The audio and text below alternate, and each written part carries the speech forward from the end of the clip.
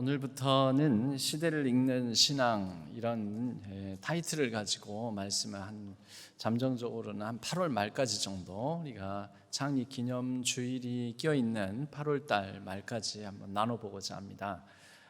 시대를 읽는다라는 것은 여러분 그냥 숨쉬고 살아 있어도 살아 있는 것이긴 하지만 우리가 좀 잘 산다.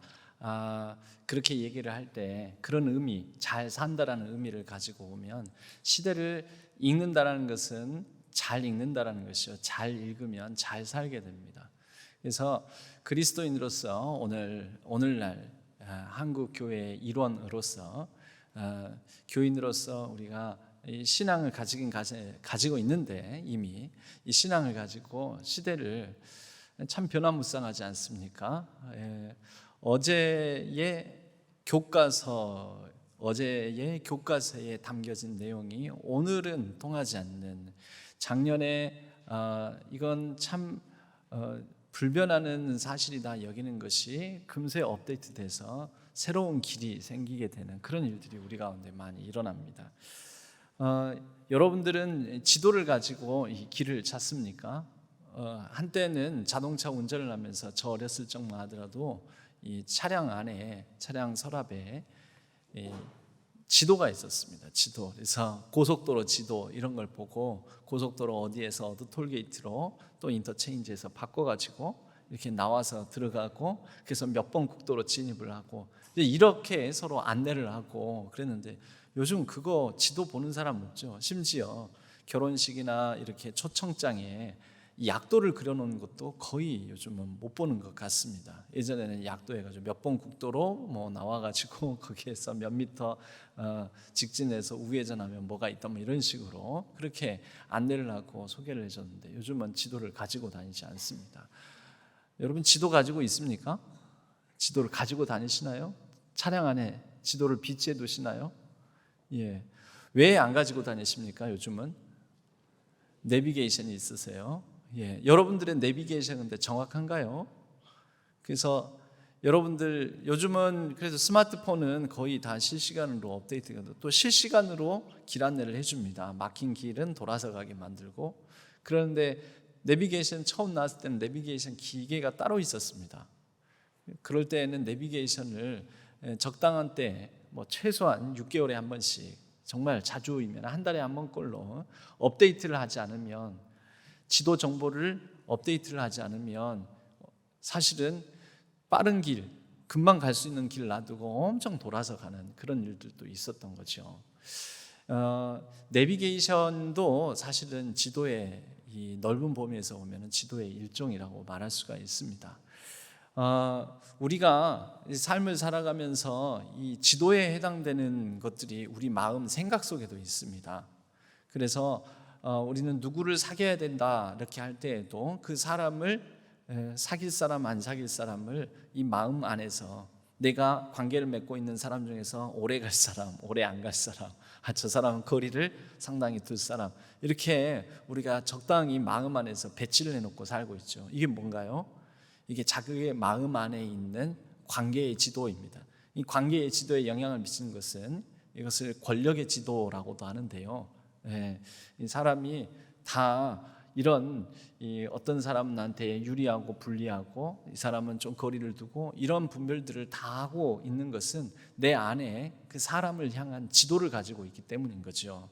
그래서 어떤 사람은 특정 사람에 더 가까이 하는 성향을 가지고 있고 어떤 사람은 또 이런 부류의 사람들을 멀리하는 경향이 있고 이게 다 우리 안에 어떤 지도들을 가지고 있는 거죠. 여러분 이런 지도들이 다 뭡니까? 우리의 행동을 결정합니다. 우리 신앙생활에도 지도가 있습니다. 그 신앙생활의 지도에 해당되는 게 뭘까요? 신학입니다. 신학.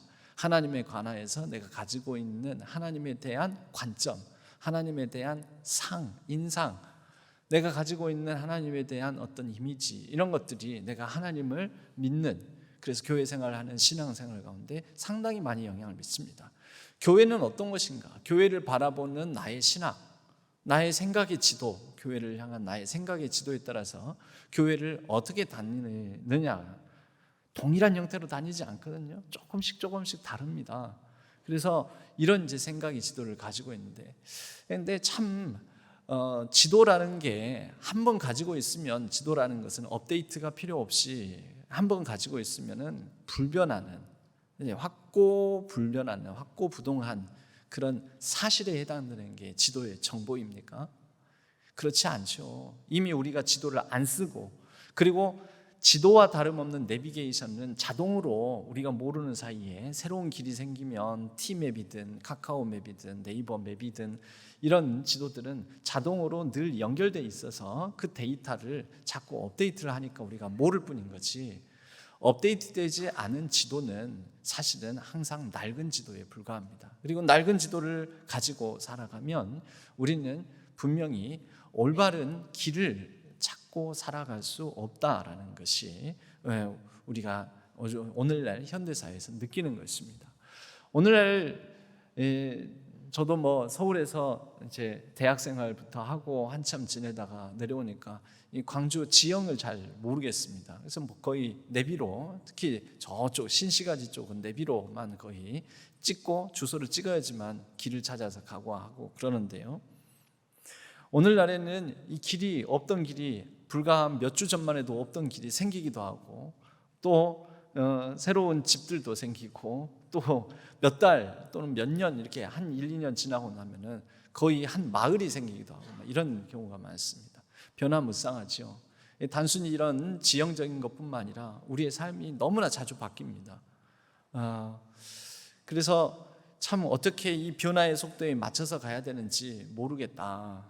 일면 우리가 살아가는 이런 변화가 많은 이런 시대는 사막을 우리가 걷고 있는, 사막에서 살아가고 있는 것 같은 그런 곳과 좀 비슷합니다. 사막은 어떠냐면요, 오늘날 내 오른쪽에 큰 모래 언덕이 있어서 이 모래 언덕 여기는 오르려면 너무 힘들겠다, 그래서 이쪽은 돌아서 이렇게 길을 가서 길을 내어서 찾아서 가야지 그랬는데, 그날 밤에 큰 모래 광풍이 불고 나면 그 모래 언덕이 다 사라집니다.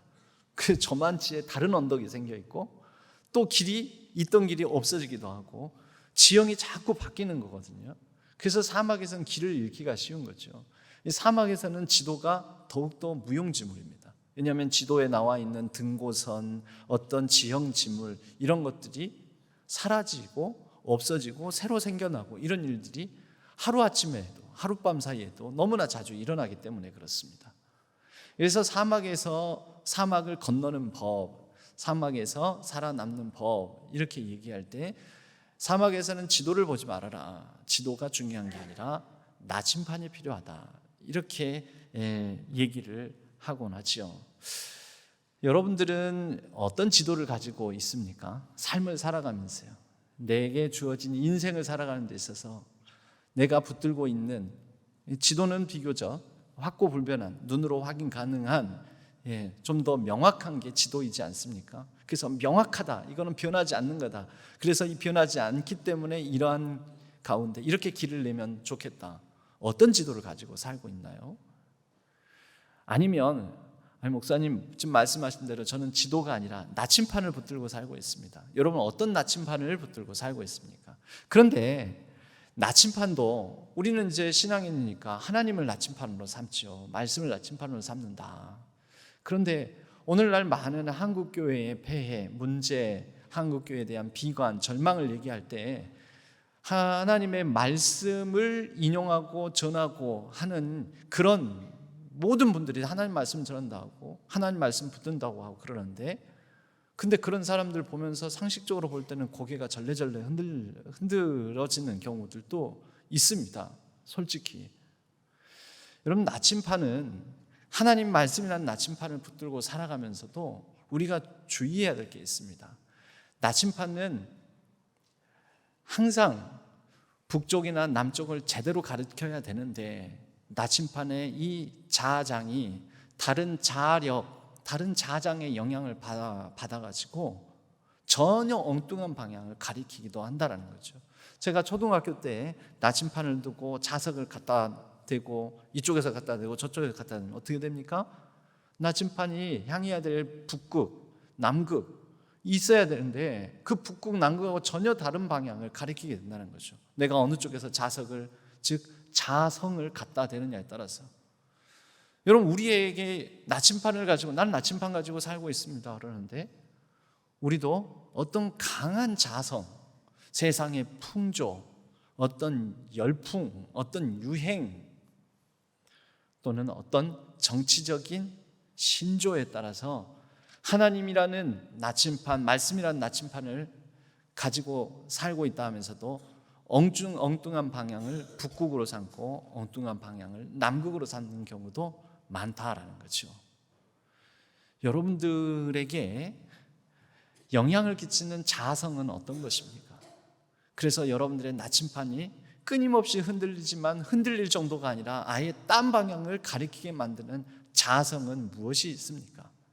여러분, 우리는 먼저 우리의 삶을 살아가는 데 있어서 지도와 나침판의 이 차이를 알면서 우리에게 주어진 삶을 내가 때로는 잘못된 소망, 때로는 잘못된 절망에 빠질 수도 있다라는 것을 깨달아 알아야 합니다.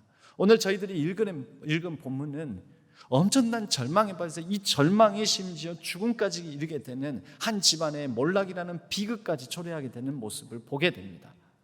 그것을 우리가 한번 살펴볼까요? 오늘 마지막 22절에 보게 되면 하나님의 궤를 빼앗겼으므로 영광이 이스라엘에서 떠났다 하였더라. 이것은 해석이죠. 하나님의 영광이 떠났다라고 해석을 했는데 이걸 단정합니다. 누가요? 이 한 여인이. 근데 이 여인은 임신한 여인이요, 해산할 날 가까운 여인인데, 이 여인이 극도의 절망에 빠져서 아이를 낳는데도 이 아이 낳는 것에는 아무런 소망을 갖지 못하고, 보통 이 모성애는 워낙 강하기 때문에 아이를 낳으면서 이 아이를 내가 살려야지, 이 아이를 향해서 내가 있는 힘을 다하고 최선을 다하게 마련인데, 이 여인은 최선을 다하지 않습니다. 그러면서 부르짖는 말이 있습니다. 하나님의 영광이 떠났다, 영광이 떠났다, 영광이 떠났다. 그 말을 히브리어로 하자면 이가봇이라고 하더라는 것이죠. 이가봇을 직역을 하면은 영광이 어디에 있느냐라는 수사법적인 의문문입니다. 고양이 목에 누가 방울을 달까? 이건 그냥 누가 달지? 이게 아니라 아무도 고양이 목에 방울을 달지 않는다라는 말을 의문문 수사법으로 맞는 것이죠. 네, 제가 중학교 시절에 영어 교과서 한 단원이 Who will build the cat? 누가 고양이 목에 방울을 달 것인가? 이런 문장이 있었습니다. 그것을 보고 이것은 어떤 의미인가? 그러면은 보기에서 골라야 했습니다. 아무도 고양이 목에 방울을 달려고 하지 않는다라는 지문을 골라야 했던 거죠. 그게 정답이었습니다. 영광이 어디에 있는가? 이것은 뭐냐면 어디에도 하나님의 영광이 없다라는 수사법적인 의문문이라는 것입니다. 이 여인이 왜 하나님의 영광을 발견하지 못합니까? 왜 하나님의 영광이 떠났다고 합니까? 어디에도 영광이 없다고 합니까? 왜? 남편이 죽었습니다. 이 여인은 비느하스의 아내입니다. 비느하스는 누구냐면 엘리 제사장의 아들입니다. 그런데 비느하스뿐만 아니라 자신의 시집온 이 집안의 든든한 뒷배경이 되어줄 할아버지, 이 태어날 아이의 할아버지, 자기 남편의 아버지, 자신에게는 시아버지인 엘리가 직전에 죽었습니다. 그 이유는 무엇인가요? 이스라엘과 블레셋이 전쟁을 치르고 있습니다. 전쟁을 치르게 되었습니다. 전세가 불리하게 돌아가기 때문에 이스라엘 진영에서는 우리가 이기기 위해서는 하나님의 언약궤가 필요하다. 그래서 이 제사장이 언약궤를 지키고 있다가 이 언약궤를 내어줍니다. 그리고 이 언약궤를 전장에 가져다가 이스라엘 진영에 딱 들고 그들이 의기양양했는데 이 전쟁에서 그만 지고 맙니다. 졌을 뿐만 아니라 언약궤를 뺏기기까지 하죠. 그 소식을 전하러 온 이 척구병이 있습니다. 와서 전하는데 엘리가 무슨 소란이냐, 무슨 소식이 있느냐? 전쟁에서 졌고 당신의 두 아들 홈니와 비느하스도 죽었으며 그리고 언약궤까지 뺏겨버렸습니다. 엘리가 그 얘기를 듣고 너무 큰 충격을 받고 절망에 빠져서 하나님이 우리를 버리시다니, 우리 집안을 버리시다니, 내 두 아들을 버리시다니, 나를 버리시다니 하고는 의자에 앉아있다가 비대해진 몸을 이끌고 의자에 앉아있다가 일어서려고 하는 중에 중심을 잃고 뒤로 넘어졌는데 목이 꺾여서 죽어버립니다. 그리고 그 직후에 이 소식을 듣고 바로 비느하스의 아내 곧 엘리의 며느리가 이 소식을 듣고 해산을 하는 중에 하나님의 영광이 떠났다면서 절망 중에 죽어버립니다. 여러분, 과연 절망은 죽음에 이르는 병이 맞습니다. 적어도 이 사무엘상 4장에서는 확실한 죽음을 드러내면서 절망이, 그들이 붙들었던 소망이 다 사라지면서 그들이 기대했던 대로 일이 되지 않음으로 인한 그 절망이 그들을 죽음으로 몰고 갔다는 것을 너무 처참하게 드러나 보여주고 있지 않습니까? 근데 그들이 죽은 이유가 뭐죠? 정말 하나님의 영광이 떠났습니까? 하나님께서 이스라엘을 정말 버리셨습니까? 정말 하나님께서 엘리와 그리고 이 집안을 버리셨을까요? 이가봇이 태어났죠. 부모도 없이, 부모와 할아버지까지 든든한 뒷배경이 되어줄, 사랑의 은혜의 품이 되어줄 분들이 다 사라진 상태에서 이가봇이 태어났는데 정말 이 시대가 절망적인 상황이었습니까? 여러분, 우리는 사무엘서의 이 결론을 알고 있습니다. 이야기를 알고 있죠. 바로 이때로부터 이제 사무엘이 활동하게 되고 사무엘의 사사시대가 열리면서 이스라엘은 부흥기를 맞이하게 됩니다. 사무엘의 부흥기. 여러분, 이가봇이라는 아들이 태어났는데 이가봇이 살아갈 세상은 그 어머니나 할아버지가 하나님의 영광이 떠났다, 절망을 느끼는 그런 시대가 펼쳐진 게 아니라 이스라엘의 새로운 소망 가운데 부흥이 펼쳐지는 시대를 이 이가봇이라는, 영광이 떠났다는 뜻을 가진 아들의 살아가는 세상이었다는 거죠. 그리고 그 사무엘을 통해서 세워진, 기름 부음 받은 다윗의 황금시대, 다윗의 집권기에는 이스라엘의 최고 전성기 황금시대를 열지 않습니까? 하나님의 영광은 떠났습니까? 안 떠났습니다. 근데 왜 하나님의 영광이 떠났다고 했을까요? 왜 그래서 하나님의 영광이 떠났다는 절망에 빠져서 이렇게 죽음에 이르기까지 되었을까요? 여러분, 우리에게도 지금 오늘날 이 시대가 한국교회의 절망적인 상황입니까? 하나님을 믿기에는 하나님께서 한국교회를 심판하시는 것 같고 우리를 벌 주시는 것 같고, 아니 좀 더 가까이 보면 나를 떠나신 것 같고 나를 벌 주시는 것 같고, 그래서 나에게는 이 상황이, 내게 주어진 이 상황이 비극적이고 절망적입니까? 하나님 일 안 하십니까? 우리 그런 생각을 할 때가 많죠. 변화무쌍한 세상에 적응 못하는, 시대에 역행하는 한국교회, 이 시대에 도태되는 한국교회, 기독교, 그런 생각 가질 때 많지 않습니까? 예, 잘못된 게 있긴 있습니다. 뭐가 잘못됐을까요? 생각의 지도가 잘못된 거죠. 신학이 잘못된 것입니다. 이 비느하스의 아내가 붙들었던 신앙은 뭘까요? 그가 영광을 말했습니다. 영광은 신학적 단어입니다. 거기 안에 의미와 가치를 부여하고 있는 단어인 거죠. 무엇을 영광으로 보았을까요? 할아버지 엘리, 시아버지 엘리가 있는 그 상황을 영광으로 봤던 거죠. 그 남편 비느하스를 비롯해서 그 형제인 홈니까지, 홈니와 비느하스는 쉽게 말해서는 좀 망나니 같은 아들이었습니다. 제사장의 아들이었는데 제사를 드리려고 하면은 그 가운데서 하나님께 드리는 제물을 갈취해가지고 자기가 먹고, 갈취해서 경제적 이득을 취하고, 성전에서 일하는 여인들을 꼬셔가지고 성적 비행을 저지르고, 아주 못된 짓만 골라하는, 우리가 흔히 드라마상에서 보게 되는 좋은 집안, 넉넉하고 풍요로운 집안에서 재벌 2세로서 가끔 그런 주인공들이 나오지 않습니까? 상당히 망나니 짓하는, 흥청망청 마음대로 살아가고 안하무인격으로 살아가는 그런 재벌 2세, 그런 모습을 생각하면 됩니다. 꾸짖었나요? 안 꾸짖었어요. 왜요? 그래도 편안하니까, 영광이 있으니까. 그래도 우리 제사장 집안, 우리 집안을 하나님께서 버리실 리가 없다. 그래도 하나님께서 우리 지금까지 이렇게 잘 먹고 잘 살고 잘 되게 해주신다. 괜찮다, 이래도 괜찮다, 다 괜찮다. 하나님은 내 편, 언약궤가 있으니까 언약궤를 붙들고 있는 이쪽을 하나님께서는 무조건 이기게 해주신다. 여러분, 이런 마음이 있었던 거죠. 그게 뭘까요? 그게 잘못된 복음이죠. 잘못된 하나님에 대한 복 개념인 것이죠. 여러분, 한국교회가 잘못했습니다. 잘못 가르쳤습니다. 한국교회가 잘못 가르친 복개념이 있습니다. 하나님은 내 편이라는 것입니다. 하나님은 나의 행복을 가져다 주시는 분이다. 번영신학, 번성신학.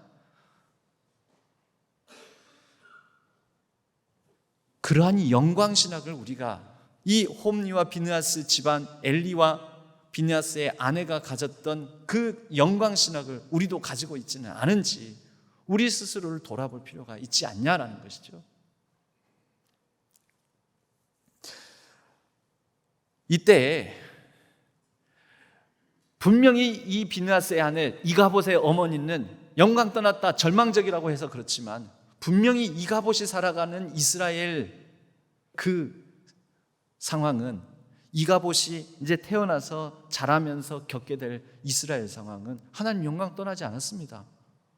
사무엘을 통해서 하나님의 얼마나 큰 말씀의 부흥의 역사가 일어나게 만드셨고, 그리고 곧 이어 다윗 왕정으로 이어지면서 이스라엘의 황금시대가 열리게 만들었는데, 여러분, 우리가 함부로 내가 가진 하나님에 관한 잘못된 신학을 바탕으로 함부로 단정하지 마십시다. 이것이 길이다고, 내가 가진 지도가 업데이트되지 않은 지도, 내가 가진 신학이 업데이트되지 않은 신학으로 말미암아 이것이 전부다고 생각하지 마시기 바랍니다. 여러분, 또 다른 이 잘못된 신앙, 잘못된 프레임, 잘못된 신학이 있었습니다. 오늘 4장을 읽고 있는데요, 4장 초반부에는 블레셋 진영과 전쟁을 치르는 장면 속에서 언약궤를 이제 가지고 온 이스라엘 진영이 와 하고 사기가 진작되고 의기양양한 모습, 반면 블레셋 진영이 풀이 죽은 모습이 나옵니다. 사무엘상 4장 7절, 좀 더 앞에 절을 보게 되면요, 7절에서 8절에 보면 블레셋 사람이 두려워하여 이르되, 왜요? 상대 진영에 언약궤가 들어왔거든요. 와, 저들의 신이 저들 편을 들 것이고 저들을 도와서 이제 저들을 이기게 만들 것이다. 우리가 지금까지는 기세가 등등했으나 이제는 우리가 전세가 역전될 것 같다. 4장 8절에 보면 우리에게 화로다, 이 블레셋 사람들이 하는 말입니다. 누가 우리를 이 능한 신들의 손에서 건지리요? 그들은 광야에서 여러 가지 재앙으로 애굽인을 친 신들이라. 그러니까 여호와 하나님, 야훼 신을 두고 블레셋 사람들이 지금 표현하는 것입니다. 그들은 광야에서 여러 가지 재앙으로 애굽인을 친 신들이니라. 진실입니까? 거짓입니까? 맞습니까? 틀립니까? 팩트 체크해 볼까요? 여러분, 광야에서 일어난 일을 기록한 책이 민수기입니다. 민수기에서 하나님께서 화를 내시고 진노하시고 심판하시고 땅을 갈라 이스라엘 백성들을 묻어버리시고 벌을 내리셨죠. 광야에서 이스라엘 백성들을 혼내셨죠. 불순종하고 원망하고 불평하고 그러면 하나님께서 대적하면 혼내셨죠. 자, 다시 애굽인을 치셨습니까? 광야에서는 누구를 치셨죠? 하나님께서는 광야에서 이스라엘 백성들을 혼내셨습니다. 재앙으로 그들을 치셨습니다. 애굽 사람도 쳤잖아요, 재앙으로. 광야가 아니죠. 어디서요? 나일 강변, 농사 짓는 비옥한 땅에서, 애굽 땅에서 애굽 사람들을 치셨죠. 이게 섞인 거예요. 팩트는 애굽 땅에서 애굽 사람들을 치셨고요, 광야에서는 이스라엘 사람들을 치셨습니다. 하나님께서는 그때에는 그렇게 치셨고 이때에는 이렇게 치셨습니다. 그런데 블레셋 사람들의 묘사를 보십시오. 그들은 광야에서 여러 가지 재앙으로 애굽인을 친 신이다. 맞아요, 틀려요? 틀려요, 이건. 근데 여기에 있는 블레셋 사람들이 가지고 있는 신학이 있어요. 신관념이 뭐냐? 받들고 섬기는 그 민족의 신은 그 민족을 치지 않는다라는 거예요. 왜? 그 민족의 신은 그 민족의 편이니까 그 민족을 감싸고 보호하려지, 치려면 다른 민족을 치지 자기 민족을 치는 그런 신은 없다라는 신학을 가지고 있어요. 맞는 신학은 아니죠. 블레셋 사람들이 섬기는 신은 그러는 거죠. 블레셋 사람들이 섬기는 신은 잘못된 신이니까 이 신학도 잘못된 신학이죠. 근데 이 잘못된 신학에 의거해서 그들은 이렇게 해석하고 있다는 겁니다. 저들 편에 저들의 신이 있으니 저 신은 광야에서도 재앙을 일으켜서 사람을 많이 죽게 만드는데 그 죽은 사람은 사실은 이스라엘 사람인데도 블레셋 사람들은 어딘가에서 풍문으로 듣기는 사람들이 광야에서 많이 죽었대. 아 그래? 그럼 이스라엘의 신이니까 이스라엘 신이 광야에서 이스라엘 사람이 아니라 다른 이민족을 쳤겠지. 분명 애굽 사람 쳤을 거야 라는 오해가 담겨져 있는 진술입니다. 이거 가짜 뉴스인 거죠. 가짜 뉴스. 여러분, 가짜 뉴스가 신앙이 되는 경우도 있습니다. 왜 그럴까요? 그 안에 자장이 있거든요. 나를 움직이게 만드는 자장. 그래서 나침반을 왜곡시키는 자장이 있는 것입니다. 몇 퍼센트의 진실에 터무니없는 어떤 자장의 힘에 끌려서 몇 퍼센트의 진실에다가 섞여가지고 오해가 만들어지고 가짜 뉴스가 만들어지는 거죠. 여러분, 하나님은 어떤 분이십니까? 진실은 무엇입니까? 하나님은 내 편도 때리시는 분이십니다. 내 사람들도 하나님께서 훈계하시는 분이십니다. 내 백성도 심판하시는 분입니다. 혼내시는 분입니다. 잘못하면, 불순종하면, 말씀을 따라 살지 아니하면, 하나님 뜻에 합당하지 아니하면 하나님께서 진노하시는 분이십니다. 여러분, 이게 맞지 않습니까? 근데 우리는 하나님은 무조건 내 편입니까? 무조건 내가 생각하는 방식대로 내가 이렇게 만들어 놓은 프레임 안에서, 그 공간 안에서 하나님께서 일하셔야 됩니까? 하나님 이 길입니다. 이렇게 일하셔야 돼요. 그리고 저 때는 저 길입니다. 저렇게 일하셔야 하고 저 길로 가셔야 되고요. 저 길로 나를 이끄셔야 돼요. 그러면 하나님께서 고지고대로 그렇게 하시는 분인가요? 아닌 거죠. 하나님은 프레임 안에서 일하지 않습니다. 하나님은 영이시니 하나님의 영이 계시는 곳에 자유함이 있느니라. 여러분, 이것을 우리는 하나님께서 우리에게 주시는 자유, 그 하나님의 영으로 말미암아 우리가 누리는 자유만 생각하는데, 그 하나님은 영이시니 하나님께서 자유하시다는 것을 하나님은 우리에게, 즉 육체인 인간에게 매이지 않으신다라는 뜻도 가지고 있습니다. 그게 더 맞는 것 아닌가요? 하나님은 절대 우리가 가진 생각 안에 갇히시는 분이 아니신데 이렇게 가다 놓는 경우가 많다라는 것입니다. 그리고 그것이 우리에게 신학적 절망을 주는 것 아닙니까? 하나님을 두고서도 하나님께서 우리를 버리셨다. 하나님께서 더 이상 일하지 않으신다. 하나님의 영광이 떠났다. 이렇게 우리가 오해하는 것 아니겠습니까? 왼쪽 편 다리가 간지러운데 오른쪽 다리만 빡빡 긁고 있는 우리가 잘못된 안내를 받아 잘못된 지도를 가지고 다 잘못된 자장의 영향을 받은 잘못된 나침반의 방향을 따라서 우리가 잘못 생각하고 있는 것은 아닐까요? 우리는 수에 집착합니다. 수에. 근데 하나님께서 언제 수에 매이신 적이 있습니까? 수치가 좀 떨어지면, 등수가 내려앉으면, 모인수가 적어지면, 재정이 약해져서 헌금 액수가 적어지면, 내가 살아가는 내 재산 상태가 좀 가난해지면, 즉 돈을 많이 못 벌면 절망인가요? 하나님 일하시지 않는 건가요? 하나님 버리신 건가요? 영광이 떠나셨나요? 우리는 그렇게 생각한다는 거죠. 하나님은 수에 매이시지가 않는 분이신데 우리는 수에 하나님을 가둡니다. 그리고 그 수 쪽으로 내가 원하는 방향으로 숫자가 증가하거나 늘어날 때 하나님의 복을 받았다라고 얘기한다는 거죠. 여러분, 여러 가지로 시대가 어둡고 시대를 쫓아가기도 힘든 때이긴 합니다. 그러나 여러분, 이런 시대 가운데서도 하나님은 여전히 일하시고, 비느하스의 아내와 엘리가 절망을 느꼈던 그 시대에도 하나님은 등불을 켜시고 일하시지 않았습니까? 지금 언약궤를 뺏겼습니다. 근데 언약궤가 돌아옵니다. 언약궤를 블레셋 적의 진영, 적의 수중에 빼앗겨 버렸습니다. 그 진영에 놓이게 되었습니다. 근데 이 진영에 놓인 언약궤가 어떻게 우리에게 돌아오게 되었을까요? 이스라엘 진영으로 어떻게 돌아오게 되었을까요? 금세 돌아오거든요. 이스라엘 사람들이 정신 차리고 싸워가지고 그들의 힘으로 언약궤를 뺏어옵니까? 아니요. 언약궤는 제 발로 옵니다. 제 발로. 하나님은 이스라엘 백성들이 컨트롤을 하는 과정에서 이스라엘 백성들이 컨트롤하는 대로 움직이는 게 아니라 하나님은 하나님의 방식대로 하나님께서 일하신다라는 거죠.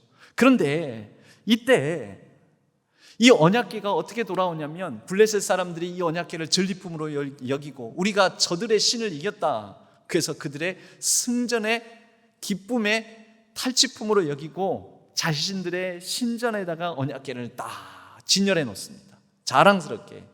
근데 그날로부터 이 블레셋 진영에 재앙이 막 끊이질 않습니다. 안 좋은 일들이 많이 일어나니까 저 언약궤 때문인가?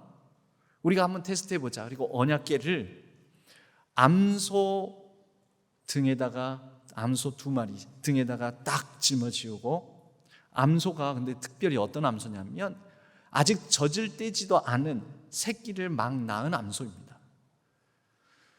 이 암소의 본성과 본능상 어디를 향해 가게 돼 있을까요? 등에 뭐가 지어져 있든 어떤든 간에 새끼를 향해서 가게 돼 있죠. 그런데 이 암소의 새끼를 떼어 집으로 돌려보내고 이 암소는 집과 반대 방향으로 허이 네 마음대로 가봐라. 언약궤를 짊어놓고 등에 지어놓고 보냅니다. 근데 암소가 새끼 방향으로 가는 게 본능이요 본성이고 정상인데 그 방향으로 안 가고 눈물을 흘리면서 반대 방향 이스라엘 진영으로 뚜벅뚜벅 걸어갑니다. 사람보다 낫죠. 이 암소에게는 하나님은 이렇게 일하셔야 된다, 하나님은 이쪽으로 이끌자 저쪽으로 이끌자, 하나님은 내 편이다 라는 생각이 없습니다. 자기 신학이 없어요. 그리고 본성을 이깁니다. 본능은 새끼를 찾아서 가야 되는데 눈물을 흘리면서 자기를 넘어서서 자기를 이기고 하나님의 궤를 지고 이스라엘 진영으로 눈물을 흘리면서 뚜벅뚜벅 걸어가는 거죠.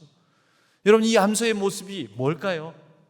여러분 바로 이게 그 암울하고 영광이 떠났다라고 말하는 절망적인 시대에 그 시대를 읽고 살아가고 시대를 이겨내는 신앙입니다.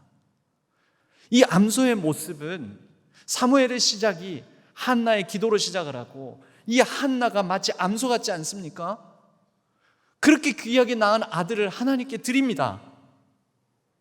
그 시대가 암울하고 캄캄하고 그러는데 아마 이 암소처럼 눈물을 흘렸을 것입니다.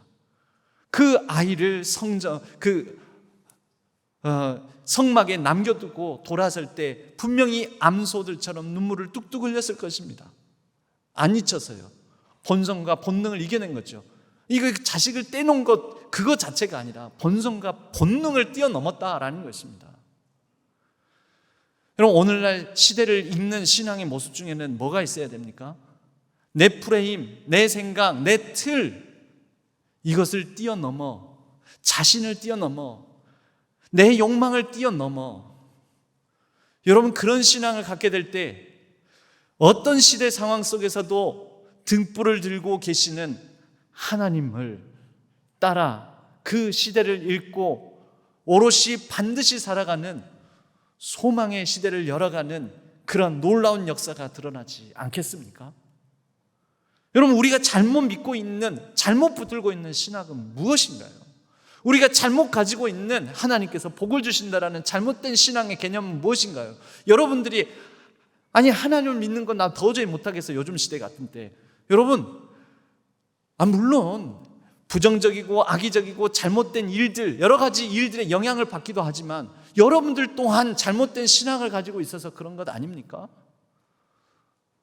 내 탓은 없습니까? 나는 눈 어둡지 않습니까?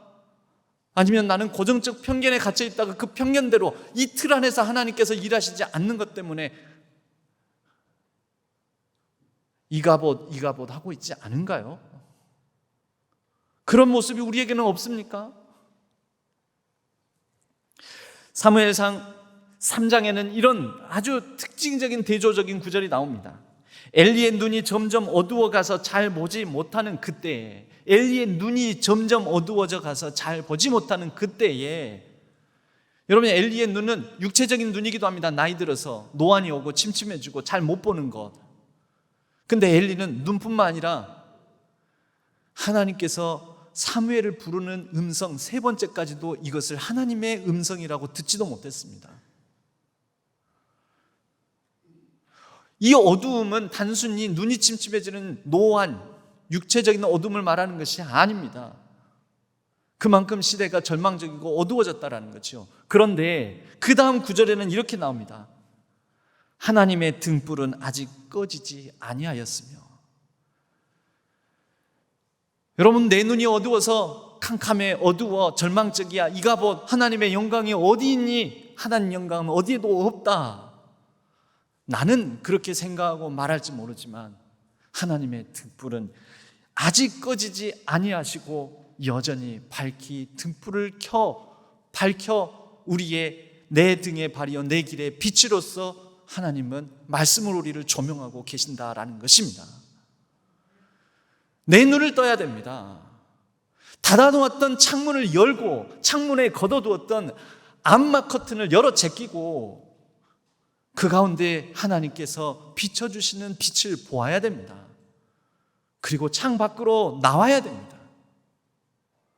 모든 신학은 잠정적이요, 모든 사역은 실험적이어야 등불을 아직 꺼뜨리지 아니하시고 등불을 켜고 계시는 우리는 하나님의 일하심을, 섭리를 볼 수 있다는 것입니다. 여러분, 이 과정 속에서는 우리의 나침판이 어떤 자장의 영향을 받는지 우리가 최소한의 지식과 최소한의 자기 자신에 대한 성찰이 필요하며, 그리고